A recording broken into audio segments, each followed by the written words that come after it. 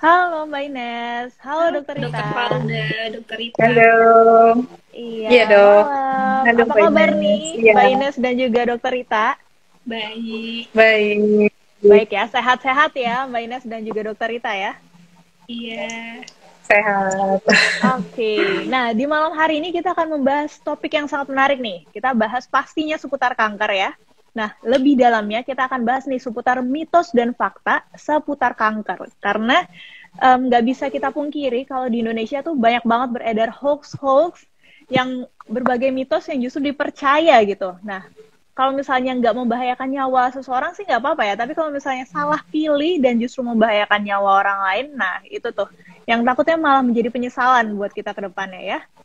Oke, aku mau ngingetin lagi untuk Sobat Klik Dokter yang ada di rumah, yang mau nanya-nanya nih seputar mitos fakta seputar kanker, boleh langsung tulis pertanyaannya di dalam kolom komentar dengan format nama, spasi kota, spasi pertanyaan, dan nanti akan langsung dijawab oleh Mbak Ines dan juga Dokter Rita. Oke, sambil nunggu pertanyaan dari Sobat Klik Dokter, aku tanya-tanya dulu sama Dokter Rita, boleh dok? Iya, boleh. Silakan, Dok. Oke, sebelum kita bahas nih seputar mitos dan fakta ya, mungkin kita harus perjelas dulu nih dok, sebenarnya apa sih definisi, apa sih arti dari kanker itu, dan kira-kira prevalensi terupdate di Indonesia gimana nih dok? Seputar misalnya top 4 nih kasus kanker di Indonesia apa aja sih? Boleh silakan dok. Iya, baik. Makasih, Dok, pertanyaannya. Jadi, kita tahu bahwa kanker itu kan sebenarnya kayak penyakit yang kalau orang dengernya aja udah takut duluan gitu ya. Nah, kalau ini sekarang zaman pandemi, orang juga takut sih sama COVID ya. Tapi kanker juga tetap ditakutin gitu ya. Karena bagi banyak orang itu mendengar kata kanker itu adalah kayak suatu horor gitu ya. Nah, jadi sebenarnya kanker itu apa? Kanker itu adalah suatu pertumbuhan sel yang abnormal yang tidak terkendali. Jadi selnya tuh bentuknya nggak normal. Kalau kita lihat tuh bentuk sel itu tuh sebenarnya cakep-cakep ya. Kalau yang normal itu tuh bulat gitu ya, batasnya jelas gitu. Ini kalau sel kanker itu bentuknya udah amburadul. Jadi kita udah nggak kebayang lagi tuh bentuknya udah kayak gimana gitu ya, nggak bulat lagi itu udah amburadul. Terus kalau sel normal itu membelahnya dari satu jadi dua gitu ya, dua jadi empat. Nah sel kanker itu enggak gitu. Jadi suka-suka makanya itu yang kita bilang adalah kanker itu pertumbuhan sel yang abnormal, bentuknya juga udah nggak karuan, terus tidak terkendali dan tidak berirama. Karena satu bisa membelah atau bertumbuh menjadi banyak sel. Nah, itu definisi dari kanker ya yang perlu kita ketahui terlebih dahulu. Nah, kemudian tadi pertanyaannya, Dok, ada berapa banyak top 4 kanker ya bukan berapa banyak, ada apa aja top 4 kanker ya di Indonesia. Nah, top 4 kanker itu di Indonesia itu yang pertama ada kanker payudara. Ya kita tahu ini juga momok bukan hanya di Indonesia ya, seluruh dunia itu uh, berhadapan dengan kanker payudara juga. Kemudian yang kedua kanker serviks atau kita tahunya kanker leher rahim. Nah, kemudian yang ketiga adalah kanker paru, yang keempat adalah kanker kolorektal atau kita kenal juga dengan usus besar. Nah, menurut Globocan tahun 2020, kasus kanker di Indonesia itu hampir 400.000. Nah, kematiannya itu lebih dari separuhnya. Jadi kurang lebih ada di kisaran 230 ribuan. Jadi kita udah kebayang ya sebenarnya seberapa banyak kasus kanker dan apa sih kasus top 4-nya gitu ya dok ya. Nah itu kurang lebih seperti itu. Oke, Iya. baik dok. Nah, tadi kan udah dibahas nih kira-kira top 4-nya apa aja di Indonesia nih dok. Dan cenderung dari hasil penelitian, justru mayoritas kasus kanker lebih banyak yang menyebabkan kematian gitu ya dok ya. Nah, kira-kira kenapa sih dok Betul. angka kematian kanker di Indonesia tuh masih cukup tinggi? Apakah karena keterlambatan dalam mendeteksi atau mendiagnosis nih dok? Iya, jadi sebenarnya bisa dikatakan kenapa angka kematian karena kanker itu cukup tinggi gitu ya. Ada beberapa faktor, tapi memang salah satunya adalah keterlambatan diagnosis ya. Jadi seringkali tuh pasien-pasien yang dengan benjolan ya, kanker itu kan biasanya kan tandanya tuh yang paling nyata itu ada benjolan ya, yang paling banyak gitu ya. Nah biasanya benjolan itu sering tidak disadari. Jadi begitu sudah muncul, benjolannya sudah besar ya, kemudian secara tampilan fisik itu bentuknya juga udah nggak karuan ya. Nah, biasanya itu baru berobat ke dokter. Nah, kalau posisinya sudah seperti itu, maka stadiumnya sudah lanjut, terdiagnosis oleh dokter gitu ya. Nah, maka harapan hidupnya juga menjadi lebih pendek. Jadi itu salah satu faktornya kenapa kalau misalnya ya angka kejadian kanker itu bisa tinggi gitu ya. Nah, kemudian faktor lainnya itu juga adalah sebenarnya pada dasarnya kanker ini adalah penyakit yang bisa kita cegah ya. Jadi faktor yang kedua adalah awareness-nya kita. Bagaimana kesadaran dari kita untuk melakukan screening ya, melakukan deteksi dini gitu. Jadi bagaimana supaya kita bisa mendeteksi lebih awal, karena kalau terdeteksi lebih awal, stadiumnya lebih awal, terapinya pun juga akan lebih optimal, maka harapan hidupnya pun diharapkan juga akan lebih baik dan lebih panjang. Jadi faktornya adalah itu ya, kenapa angka kematian kanker itu tinggi sampai dengan saat ini. Oke, berarti memang kunci utamanya memang screening ya dok ya? Dan paling penting Betul. lagi itu adalah pencegahan ya dok. Karena kalau misalnya udah terbentuk benjolan yang kita sadari, itu justru malah sudah cukup terlambat gitu ya dok ya, untuk treatmentnya dan untuk angka kesembuhan atau bahkan bisa meningkatkan resiko kematiannya juga ya dok ya? Betul sekali, betul dok. Baik, oke aku lanjut ke Mbak Ines sebentar ya dok ya? Iya, baik. Silakan dok. Halo Mbak Ines. Halo, Nah, Dok. saat ini kan kita live dengan akun IC3 juga nih. Kira-kira apa sih hubungannya nih? Kenapa sih kita harus live antara One Onco, terus IC3 dan juga Klik Dokter secara bersamaan nih? Oke, jadi kan One Onco ini kita membangun kerjasama ya antara Klik Dokter dan juga IC3. Di sini IC3 merupakan community partner dari One Onco. Nah, di sini One Onco sedang membangun suatu ekosistem onkologi, di mana kerjasama dengan Klik Dokter ini kita bentuk dalam bentuk platform kesehatan ya, platform kesehatan untuk khususnya layanan kanker. Nah, layanan kankernya ada apa saja sih sebenarnya? Nah, di sini kita ada layanan, salah satunya adalah telemedicine. Jadi nanti untuk teman-teman yang misalnya untuk warrior, survivor maupun caregiver ingin konsultasi seputar kanker, ini bisa langsung browsing nih di oneonco.co.id. Nanti kita bisa pilih fitur konsultasi online, bisa konsultasi dengan dokter onkologi yang ada di website One Onco gitu, Dokter Valda. Oke, karena ini penting banget ya Mbak ya, selain kita harus memberantas hoax yang ada, ya mitos yang mungkin udah banyak atau sudah lama dipercaya di Indonesia, selain itu kondisi pandemi saat ini juga mungkin membuat seseorang tuh jadi mengurungkan niatnya untuk ke dokter, untuk konsultasi. Mungkin dari awal udah ada keluhan, udah mulai sadar nih kayaknya ada yang berbeda, tapi untuk konsultasi ke rumah sakit jadi takut gitu ya, karena pandemi. Nah, dengan adanya forum ini, kita bisa memberikan edukasi yang terbaik, dan apalagi kalau ada telekonsultasi, bisa langsung tanya ke pakarnya ya, ke dokter onkologi, kira-kira kondisi ini apakah berbahaya, ataukah perlu tindakan lebih lanjut atau enggak gitu ya Mbak Ines ya? Banget. Jadi khususnya di kondisi pandemi seperti ini, mungkin buat teman-teman yang merasakan ada gejala aneh, tapi aduh nggak berani nih mau ke rumah sakit karena lagi COVID tinggi-tingginya, nah ini bisa diawali dengan kita konsultasi dulu nih lewat platform dari oneonco.co.id kayak gitu. Oke, baik. Dok Rita, aku mau tanya-tanya lagi nih dok. Tadi kan udah sempat dibahas beberapa kemungkinan atau beberapa faktor penyebab kanker secara general, secara umum ya dok ya. Nah, kira-kira gimana sih cara untuk terhindar dari kanker nih dok? Sebenarnya cara terhindar dari kanker itu kalau kita bilang klise gitu ya.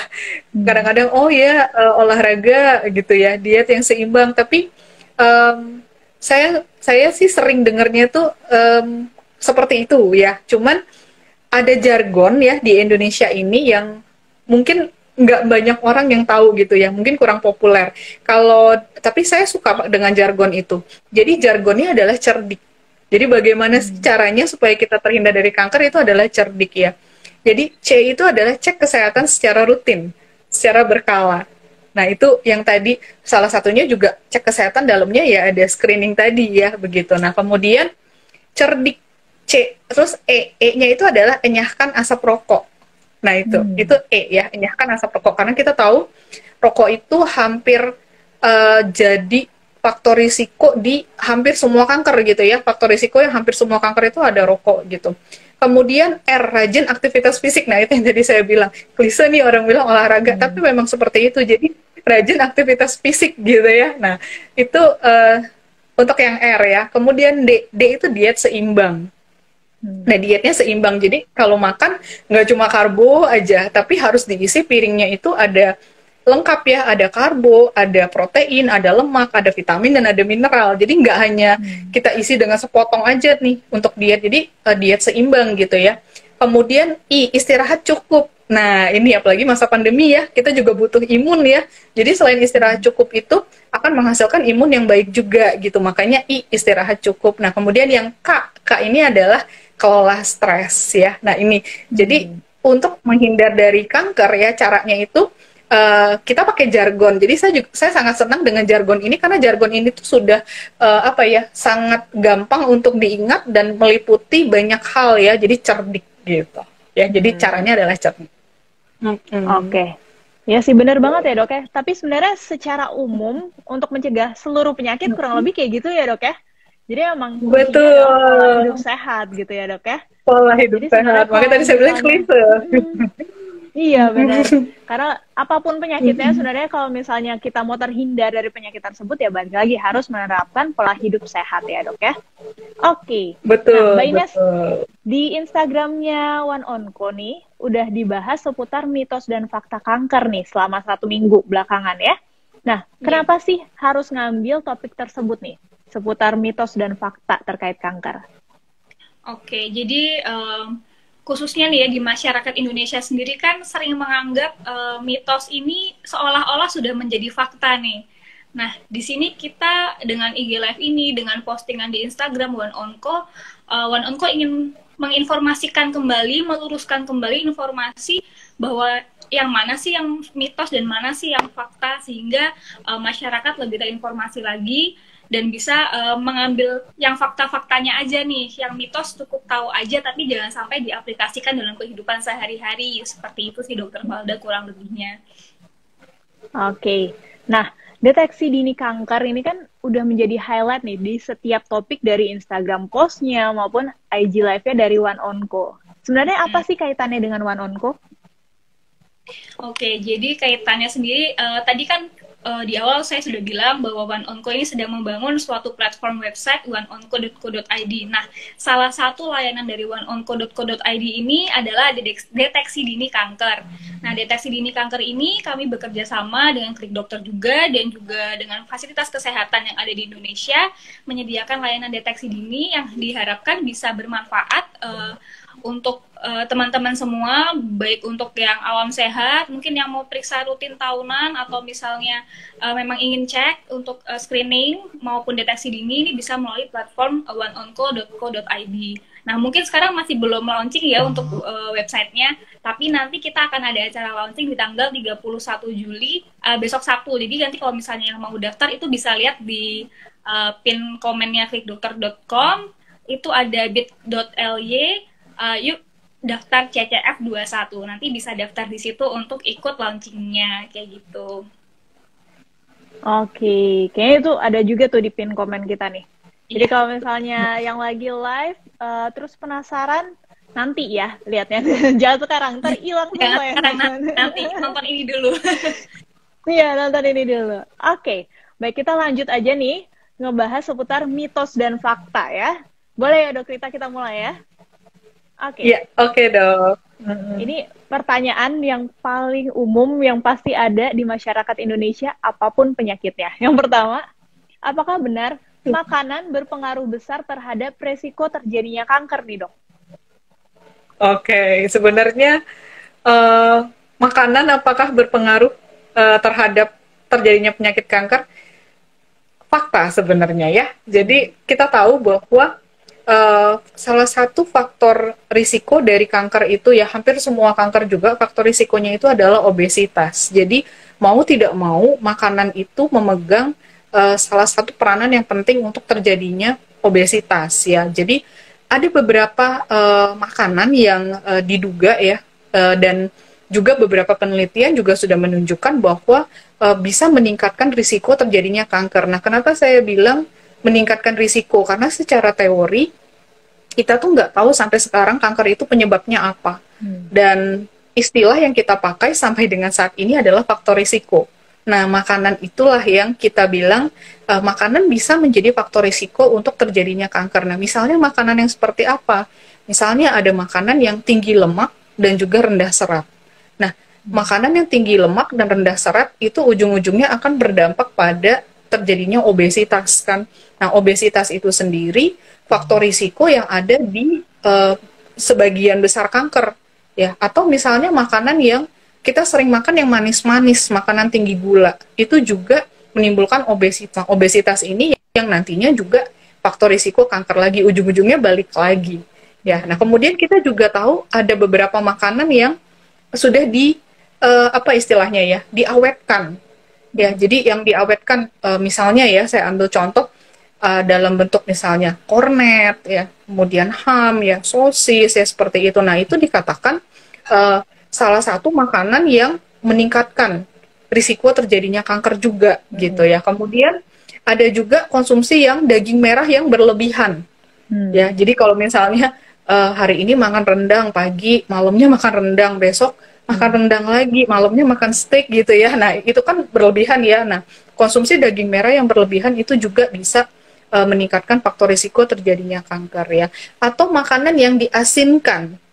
Makanan yang diasinkan ya, kita tahu banyak ya makanan, misalnya yang paling populer di Indonesia ikan asin ya. Nah, itu salah satu faktor risiko yang meningkatkan terjadinya kanker gitu ya. Nah, kira-kira seperti itu ataupun juga kadang-kadang itu ada orang yang mengatakan juga ya makanan-makanan yang diminum atau dimakan saat panas-panas. Nah, itu ada itu sangat menggelitik ya, waktu itu sempat ada penelitian yang mengatakan seperti itu. Jadi makanan yang diminum saat panas ya, minuman yang diminum saat panas banget sama makanan yang dimakan panas-panas seperti itu juga bisa menjadi salah satu faktor risiko terjadinya kanker. Jadi kurang lebih kalau ditanya fakta atau mitos, jawabannya iya, fakta gitu ya. Tapi fakta ya, Dok, ya? Ada juga, betul, tapi ada makanan yang justru bisa menurunkan risiko kanker. Contohnya apa? Kita makan makanan yang tinggi serat, sayur dan buah. Ya, nah itu justru menurunkan risiko terjadinya kanker. Ya, kira-kira itu.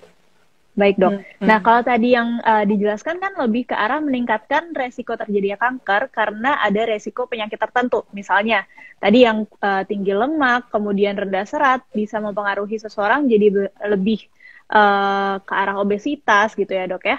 Kemudian meningkatkan resiko kanker. Nah, kalau misalnya hal-hal atau makanan-makanan yang bersifat karsinogenik nih, Dok, kan itu bisa meningkatkan resiko kanker. Apakah itu benar-benar bisa meningkatkan secara langsung atau mungkin ada menyebabkan penyakit tertentu, misalnya dalam hal tadi seperti obesitas baru bikin kanker.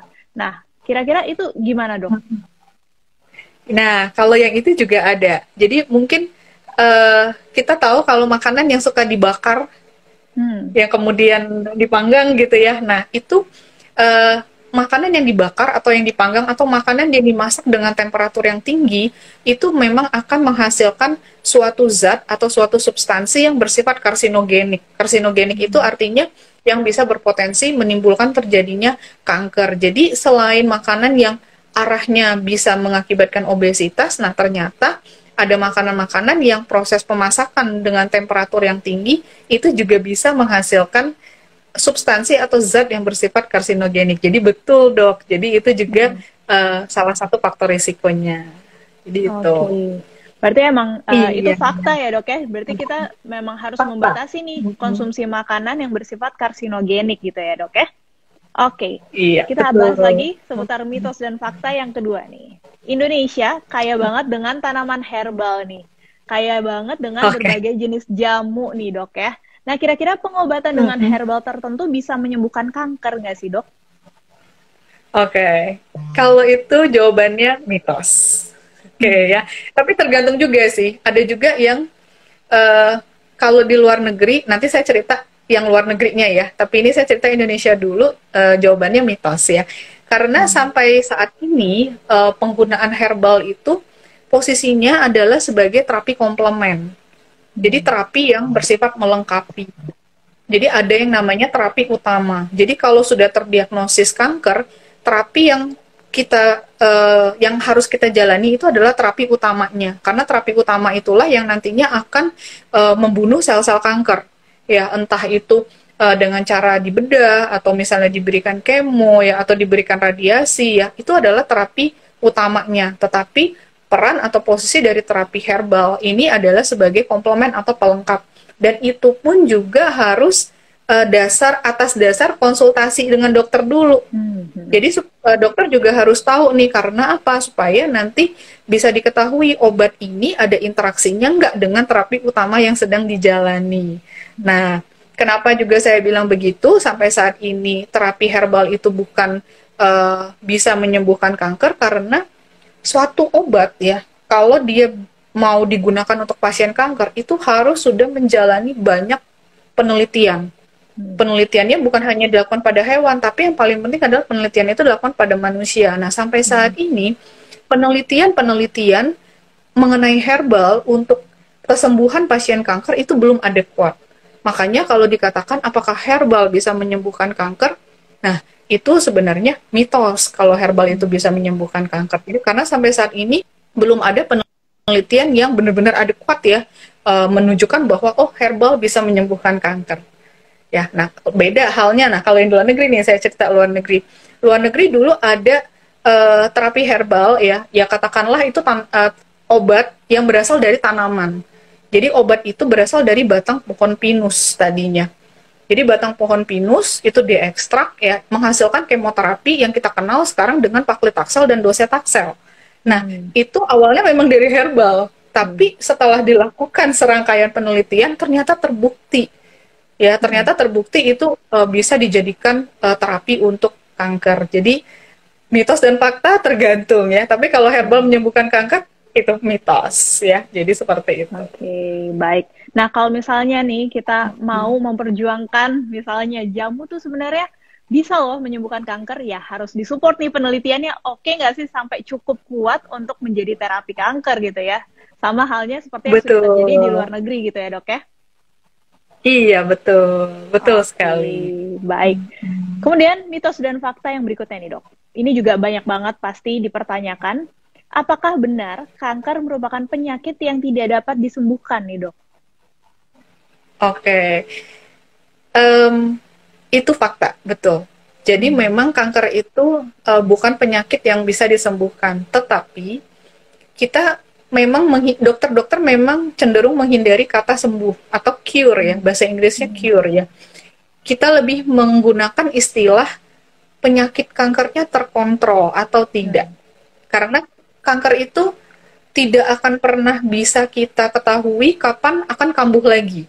Nah, itulah sebabnya kenapa kita tidak menggunakan istilah cure atau sembuh, karena begitu terapinya sudah jalan beberapa siklus misalnya ya, kemudian hasilnya menunjukkan bersih dari sel kanker. Nah, tapi kita tidak akan tahu tahun kapan, bulan kapan sel kankernya itu akan muncul lagi. Nah, itulah sebabnya apakah kanker itu penyakit yang tidak bisa disembuhkan? Iya, betul, fakta ya. Jadi makanya kita hanya menggunakan istilah kanker itu terkontrol atau tidak.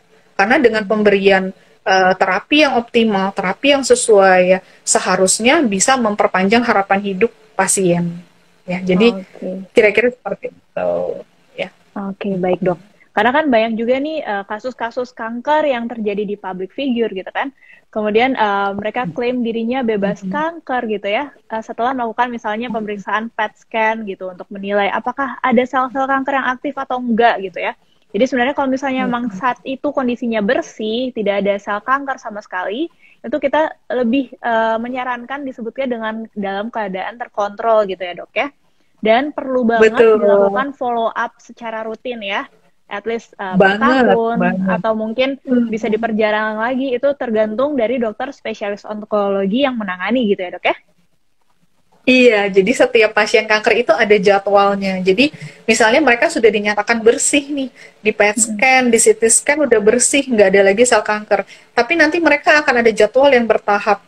Hari ini nanti minggu depan datang, nanti misalnya beberapa minggu lagi datang, berapa bulan lagi datang, dan itu biasanya dilakukan cukup panjang. Jadi memang makanya kalau jadi warrior atau survivor ya, itu benar-benar harus mentalnya tuh memang benar-benar ekstra banget ya, karena memang kita itu nantinya akan kontrolnya itu akan sering dan itu akan dalam waktu hitungannya tahun kontrol ya. Jadi itu. Oke, baik. Nih, menarik juga nih. Tadi Dokter Rita sempat sebut kata warrior, kemudian survivor. Jadi sebenarnya definisi dari survivor dari cancer tuh siapa aja sih, Dok? Nah, kalau untuk definisinya, jadi kalau kita pakai istilah warrior, kalau mereka sedang berjuang menjalani terapi. Nah, itu kita pakai istilahnya warrior, jadi pejuang ya. Tapi kalau misalnya survivor, kita kenal dengan istilah penyintas. Jadi bagi mereka yang sudah selesai menjalani terapi, kemudian mereka dinyatakan bersih ya dari hasil pemeriksaan-pemeriksaan secara radiologi ya, entah itu PET scan, CT scan dan lainnya. Nah, biasanya kita akan menyebut mereka sebagai penyintas. Jadi itu untuk definisinya. Iya. Oke, baik. Berarti kanker itu memang tidak bisa disembuhkan, tapi bisa terkontrol ya, Dok ya. Sama halnya dengan seperti penyakit darah tinggi, kencing manis ya, tidak bisa sembuh total, tapi harus terkontrol dengan obat. Nah, kalau misalnya cancer, selain selesai kemo, kemudian selesai radioterapi, mungkin ya terkontrol. Jadi harus follow up secara rutin juga ya, Dok ya. Oke. Betul Ya. Untuk Sobat Klik Dokter yang ada di rumah nih, yang mau tanya-tanya seputar topik ini, kita lagi bahas seputar mitos fakta terkait kanker. Boleh langsung tulis pertanyaannya di dalam kolom komentar dengan format nama, spasi kota, spasi pertanyaan. Oke, Mbak Ines dan juga Dokter Rita, ini udah cukup banyak nih pertanyaan yang masuk. Kita jawab satu-satu ya. Pertama dari Rio.Rizky Haidir. Kira-kira kebiasaan yang dapat menyebabkan kanker apa aja ya, Dok? Tadi sih sempat dibahas ya sama Dokter Rita. Boleh dibahas sedikit lagi, Dok? Silakan. Iya, oke, betul. Jadi mungkin sedikit saya sampaikan juga bahwa kanker itu kalau untuk yang diturunkan, ya kanker yang diturunkan itu hanya sekitar 5 sampai dengan 10%. Tapi selebihnya itu terkait dengan lifestyle. Nah, tadi disampaikan ya dan ditanyakan kebiasaan-kebiasaan apa gitu ya. Nah, kalau kita juga lihat dari jargon cerdik tentunya kita bisa lihat dari faktor makanan ya, tadi dari diet ya. Kalau tadi yang misalnya dietnya tinggi lemak dan rendah serat ya, atau misalnya seneng nih makan yang manis-manis terus gitu ya, atau misalnya konsumsi daging merah tapi berlebihan, atau konsumsi makanan yang dimasak di temperatur yang tinggi. Nah, kebiasaan-kebiasaan itu yang bisa meningkatkan terjadinya risiko kanker gitu ya. Nah, kemudian yang berikutnya faktor dari mana lagi gitu ya. Faktor kebiasaan dari kurangnya aktivitas fisik. Jadi dikatakan di beberapa penelitian, dan bukan hanya beberapa ya, banyak penelitian tuh mengatakan bahwa dan juga di banyak faktor risiko dari kanker, kurangnya aktivitas fisik itu bisa meningkatkan risiko kanker. Nah, kemudian selain itu merokok tadi.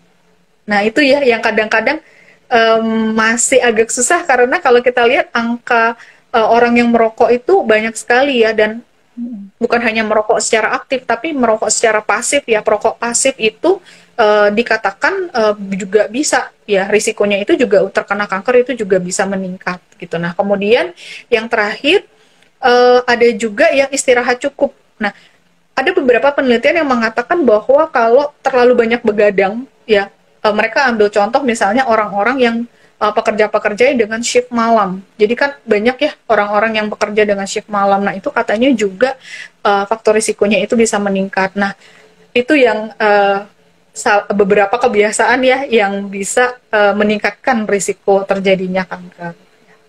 Oke. Nah, Mbak Ines, kira-kira di One Onco dan juga IC3 udah sempat dibahas nggak sih seputar kira-kira kebiasaan apa aja nih yang bisa meningkatkan resiko kanker nih?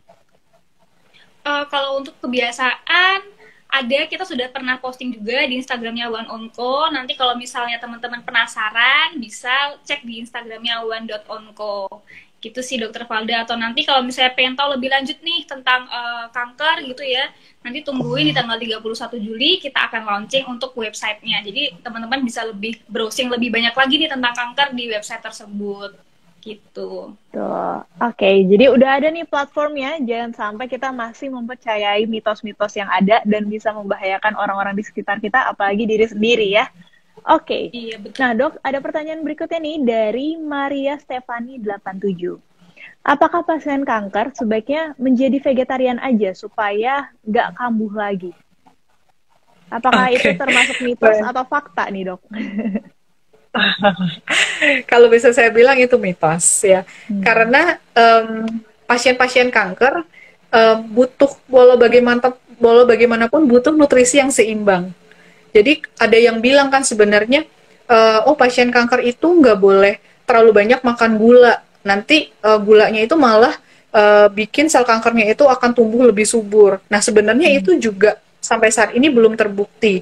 Jadi walau bagaimanapun pasien-pasien kanker ya, baik itu penyintas ya ataupun pejuang yang sedang menjalani terapi itu tetap harus diet yang seimbang. Jadi mengisi piringnya ya, baik itu dengan jumlah yang seimbang tentunya ya, karbo, protein, lemak, vitamin dan mineral. Jadi itu komponen yang memang harus dimiliki untuk baik itu warrior ataupun survivor atau penyintas. Jadi karena ada beberapa zat yang memang hanya bisa kita dapat dari protein ya, dari daging. Nah, katakanlah misalnya itu kan banyak ya dari daging merah. Nah, itu kadang-kadang kurang banyak kita temui kalau hanya mengkonsumsi sayur-sayuran. Nah, seperti itu. Jadi tetap harus diet yang seimbang. Kalau dikatakan apakah harus vegetarian? Nah, kalau itu saya katakan itu mitos. Ya. Oke, baik Dok. Oke, pertanyaan berikutnya nih dari Gunawan Husen. Memang benar ya Dok, kalau misalnya laki-laki juga bisa kena kanker payudara. Kira-kira penyebabnya apa Dok? Ini sebenarnya udah sempat dibahas nih di episode live sebelum-sebelumnya. Boleh silakan Dokter Rita. Iya, baik. Apakah benar? Benar, itu fakta ya. Jadi pria juga bisa terkena kanker payudara. Tapi yang perlu kita ketahui di sini, kanker payudara itu 100 kali lebih sering pada wanita. Jadi sebenarnya memang penyakitnya adalah penyakitnya di wanita gitu. Tapi karena laki-laki kan juga punya payudara ya, tetap ada kemungkinan. Tetapi sangat jarang sekali. Nah kalau ditanya apa nih penyebabnya, sampai sekarang juga nggak ada yang tahu gitu. Kan seperti yang tadi saya katakan, penyebab dari kanker payudara itu kita nggak tahu. Hampir semua kanker kita nggak tahu, kecuali kanker serviks ya atau leher rahim kita udah tahu nih, oh ini penyebabnya HPV gitu ya, virus HPV. Nah tapi kalau untuk yang lain kita nggak tahu. Jadi mungkin itu juga terkait dengan beberapa faktor-faktor risiko saja gitu ya. Jadi kalau ditanya ya agak susah menjawab apa penyebabnya, nggak ada yang tahu sebenarnya gitu ya. Jadi ya iya seperti itu. Oke, baik. Pertanyaan berikutnya nih untuk Mbak Ines nih, dari Cynthia Cia. Mbak Ines, apakah One Onco akan ada rencana untuk fokus memberikan edukasi lain selain seputar kanker nih? Misalnya diabetes, jantung, atau mungkin penyakit lain? Karena masih banyak juga nih mitos-mitos yang beredar seputar penyakit tersebut. Silakan Mbak Ines. Oke, terima kasih. Jadi One Onco ini tagline-nya adalah onkologi total solution. Nah, onkologi sendiri atau bisa dibahasa Indonesia kan ini solusi menyeluruh seputar kanker. Nah, jadi memang One Onco ini kami berfokus kepada penyakit kanker gitu ya, terkait bagaimana penanganannya, kemudian kita membahas mitos fakta dan bagaimana mengobatinya secara lebih lengkap di platform kami. Jadi memang saat ini One Onco sesuai dengan tagline-nya onkologi total solution, kita berfokusnya di kanker. Mungkin kalau mau tahu lebih menyeluruh tentang penyakit lainnya bisa browsing ke Klik. Oh ya benar banget tuh. Kalau misalnya mau tanya-tanya seputar hal lain selain kanker, boleh juga nih tanya-tanya lewat fitur aplikasi Klik Dokter. Oke, pertanyaan berikutnya nih dari sumaya.tms untuk Dokter Rita ya. Kira-kira seberapa besar sih Dok faktor keturunan sehingga seseorang terkena kanker? Iya, oke. Faktor keturunan tadi yang saya udah sampaikan di awal ya. Jadi faktor keturunan itu hanya sekitar 5 sampai dengan 10%. Apakah ada kemungkinan seseorang itu mewarisi penyakit kanker dari keluarganya ya, mungkin dari ibunya, kemudian atau dari kerabat-kerabat ibunya atau kerabat ayahnya ya, kemungkinan ada, tapi kemungkinan itu hanya sekitar 5 sampai dengan 10% ya. Jadi kejadiannya itu nggak banyak. Jadi kebanyakan sisanya itu adalah faktor lifestyle. Jadi kejadian dari kanker yang diturunkan itu adalah 5 sampai dengan 10%. Sangat kecil sebenarnya. Ya, jadi angkanya itu nggak banyak gitu. Oke, mungkin faktor keturunan atau genetik memang peranannya kecil banget, tapi ketika berjumpa dengan lifestyle yang nggak bagus, itu makin meningkatkan resiko berkali-kali lipat ya dok ya? Betul, jadi tubuh itu jadi malah nggak bisa memperbaiki kerusakan yang telah terjadi gitu ya. Jadi ada kerusakan, harusnya kan tubuh bisa perbaiki. Tapi sudah ada kerusakan, nah kemudian ditambah lagi ada faktor dari luar yang mengakibatkan kerusakan-kerusakan, akhirnya ya bertambah jadinya. Betul sekali dok. Ya. Oke, baik. Ada pertanyaan berikutnya dari Kang Mus_Supir untuk Dokter Rita. Dok, ibu saya kan sudah operasi kanker payudara sekitar 12 tahun yang lalu dan sudah kemoterapi. Dan apakah harus kontrol kembali dok untuk kondisi saat ini? Kondisinya sih sehat-sehat aja nih dok. Kira-kira perlu kontrol? Kalau misalnya perlu kontrol, kapan nih dok? Iya, baik. Jawabannya kalau perlu kontrol atau enggak, walaupun sudah 12 tahun, sudah dibedah dan sudah menjalani kemo, jawabannya iya tetap. Tetapi, kan kalau di awal-awal untuk kanker payudara itu kan memang lebih sering ya. Pertama, hitungannya minggu, kemudian hitungannya bulan, nah kemudian hitungannya tahun. Ya. Tahun itu juga bahkan ada yang setiap beberapa tahun nanti dijadwalkannya. Nah, ikutin aja instruksi dari dokternya ya. Misalnya kan ada yang setiap tahun, terus kemudian setelah setiap tahun selama berapa tahun nanti ada lagi setiap 2 tahun atau setiap 5 tahun misalnya. Nah, jadi kalau misalnya sudah 12 tahun ya tetap harus kontrol. Nah, saran dari saya kalau melihat situasi seperti ini ya, walaupun kondisinya bebas dari kanker sampai dengan tahun ke-12 ya, untuk saat ini mungkin bisa mencoba layanan telemedicine ya, untuk mencari tahu dokter-dokter onkologi, karena di telemedicine itu juga ada dokter onkologi kan. Jadi cari tahu dulu, kemudian menginfokan dan mengupdate kondisi dari ibunya. Saat ini kondisinya seperti apa dan pemeriksaan apa yang harus saya jalani gitu ya. Walaupun sebenarnya memang ini masa pandemi, tetapi coba dulu kita dari telemedicine. Setelah dari telemedicine nanti akan ada saran-saran dari dokternya, pemeriksaan yang harus dilakukan gitu. Ya. Jadi pas nanti ke rumah sakit aja tinggal ya lebih hati-hati aja gitu. Ya. Iya. At least di fase awal di screening dulu nih, kira-kira apakah kondisinya gawat darurat ataukah memang harus ke rumah sakit atau bisa via telemedicine aja udah cukup gitu ya dok ya? Oke. Iya betul. Tadi udah sempat dibahas juga seputar operasi kanker payudara nih. Salah satu mitos yang beredar, ini belum dijawab sih, mitos atau fakta sih dok sebenarnya, kalau biopsi dapat menyebabkan sel kanker menjadi ganas dan juga menyebar. Ini benar nggak sih dok? Oke, itu jawabannya mitos. Jadi sebenarnya biopsi itu justru sangat diperlukan loh untuk menegakkan diagnosis. Jadi biopsi itu adalah salah satu prosedur yang kalau kita di medis itu ngomongnya adalah gold standard atau baku emas. Jadi kalau kita mau tegakin diagnosis, pasien ini kena kanker, itu harus ada biopsinya. Karena biopsi itu berarti kan mengambil sedikit jaringan, kemudian kita taruh di kaca preparat dan kita akan ngelihat dari mikroskop ya. Jadi seperti itu. Nah, dari situ kita akan lihat perangai dari selnya. Kalau perangai selnya itu ke arah ganas, berarti itu kanker. Tapi kalau perangai selnya itu jinak, berarti itu sebenarnya tumor jinak aja gitu, bukan kanker ya. Jadi biopsi itu wajib. Nah, apakah biopsi bisa mengakibatkan kanker? Banyak penelitian yang justru mengatakan bahwa biopsi itu tidak mengakibatkan kanker menyebar.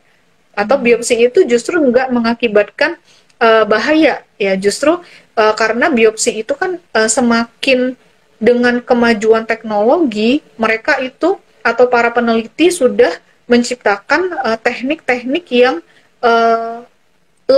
istilahnya kurang invasif. Kurang invasif itu artinya teknik-teknik yang kurang mengakibatkan kerusakan pada jaringan. Nah, makanya biopsi itu saat ini disertai misalnya ada disertai dengan atau dipandu dengan USG gitu ya. Nah, itu yang nantinya teknologi-teknologi itulah yang akan membantu ketika prosedur biopsi itu justru semakin aman gitu ya. Jadi biopsi itu malah bisa membantu menegakkan diagnosisnya lebih cepat tegak, terapinya lebih cepat diberikan, harapan hidup akan lebih baik. Jadi kalau di ngomong mitos, biopsi mengakibatkan kanker, ya itu mitos gitu. Iya. Ya. Mungkin perlu diketahui juga kalau biopsi itu berbeda dengan operasi pengangkatan ya dok ya. Justru iya, si betul. biopsi itu, si biopsi itu justru penting untuk kita lihat nih, kira-kira misalnya ada benjolan. Kira-kira benjolan ini lebih ke arah tumor yang jinak atau tumor yang ganas nih. Karena kalau misalnya ganas ya kita nggak bisa angkat ya, karena bisa beresiko melakukan terjadi penyebaran ke organ-organ lain gitu ya dok ya. Betul, jadi dilihat lagi kan, jadi makanya diambil dulu sedikit dulu jaringan untuk kita lihat, ibarat kayak sampel lah gitu ya, kita lihat sampelnya, terus kita lihat, oh ini oke gitu, bisa diangkat gitu, kira-kira gitu. Bahkan pada beberapa case, dokter spesialis bedah, apalagi onkologinya, lebih prefer metode yang FNAB ya dok ya, jadi fine needle, jadi ngambil sampelnya benar-benar kecil banget, kayak ujung jarum suntik gitu ya dok ya. Jadi cenderung atau relatif aman untuk kondisi tersebut gitu ya dok. Betul, sehingga risikonya sangat kecil sekali. Oke, pertanyaan berikutnya nih untuk Mbak Ines dari Tohato Chocobilaf. Mbak Ines, apakah One Onco juga menyediakan platform untuk pasien kanker yang membutuhkan donor nih Mbak? Oke, jadi One Onco saat ini masih menyediakan layanannya seputar dari konsultasi online, kemudian deteksi dini kanker, kemudian belanja sehat dan direktori layanan. Jadi kita masih belum ada platform untuk menyediakan donor. Nah, nanti mungkin pengembangan ke depan kita lihat seperti apa. Nanti mungkin bisa ke arah sana. Tapi untuk saat ini One Onco masih berada di 4 layanan tersebut tadi, konsultasi online, kemudian deteksi dini kanker, kemudian belanja sehat, dan juga direktori layanan. Seperti itu sih Dokter Valda. Oke. Toh One Onco kan masih baru banget ya Mbak ya, nanti akan baru launching nih. Nah, kedepannya pasti akan berkembang lebih lagi. Dan siapa tahu bisa menjadi wadah nih, salah satu wadah untuk komunitas mungkin survivor atau si warrior dari kanker, bisa saling membantu nih. Kira-kira kalau donor tuh perlu kontak siapa sih, harus kemana sih gitu ya Mbak? Iya, betul. Pertanyaan berikutnya dari Bunda Ayik 5 untuk Dokter Rita. Bagaimana cara mengelola stres untuk penyintas dokter? Karena kadang-kadang penyintas itu jadi parnoan dengar teman-teman yang sama, setipenya malah berpulang gitu. Oke, baik. Ya, saya bisa memahami rasa parno yang dirasakan oleh penyintas ya, karena memang secara tidak kadang-kadang nggak kita sadari, kita ke bawah gitu ya. Oh, ternyata orang itu kambuh lagi, kemudian terapi dan ternyata nggak berhasil gitu ya. Tetapi yang bisa saya sampaikan di sini adalah kita perlu support system yang baik. Jadi sekeliling kita adalah kita mengelilingi kita dengan orang-orang yang berpikir positif, orang-orang yang selalu memberikan dukungan, ya, orang-orang yang tidak memberikan dukungan dalam arti begini. Bukan memberikan informasi yang hoax ya, bukan menakut-nakuti, bukan membuat lebih khawatir ya, tetapi orang yang selalu encourage, orang yang selalu mendorong, selalu memberikan semangat-semangat, memberikan dorongan, memberikan pikiran yang positif. Jadi yang pertama adalah support system. Jadi bagaimana kita mengelola stres adalah kita harus mengelilingi kita dengan orang-orang yang bisa memberikan support system yang baik. Nah, kemudian yang kedua adalah kita bisa bergabung dengan komunitas-komunitas, tetapi, nah balik lagi nih, kita juga harus selektif. Komunitas yang kita pilih adalah komunitas yang isinya juga orang-orang yang support sistemnya juga baik gitu ya. Orang-orang komunitas dalam komunitas tersebut yang juga bisa saling sharing ya, saling sharing tanpa harus menakut-nakuti gitu ya, saling sharing informasi-informasi yang akurat, yang valid, yang memberikan dukungan, atau misalnya sharing kondisi gitu ya, atau bisa curhat. Kadang-kadang curhatan sesama survivor karena mereka sama-sama mengalami, justru mereka akan lebih ketemu, akan lebih klik gitu. Jadi itu yang kedua. Nah, kemudian yang ketiga adalah kalau dari yang saya lihat adalah yang ketiga itu adalah doa.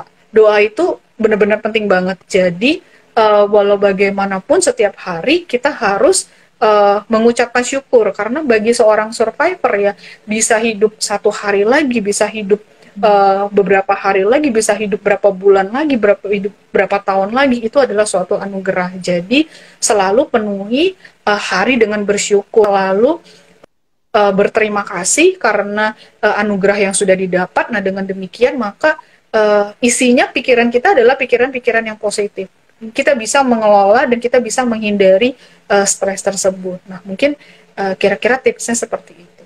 Ya. Oke, ya penting banget ya. Jadi tidak hanya dari diri sendiri, support system di sekitar kita juga harus benar-benar memberikan dukungan ya dok ya, supaya kita bisa melewatinya bareng-bareng. Oke, baik.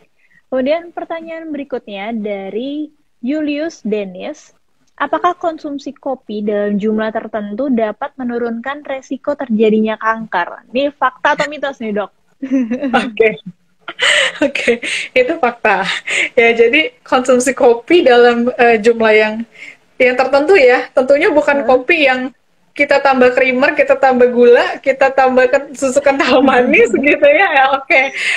Itu enggak ya, blacklist ya. Kayak orang makan alpukat gitu ya, tambahin Milo, tambahin susu kental manis ya.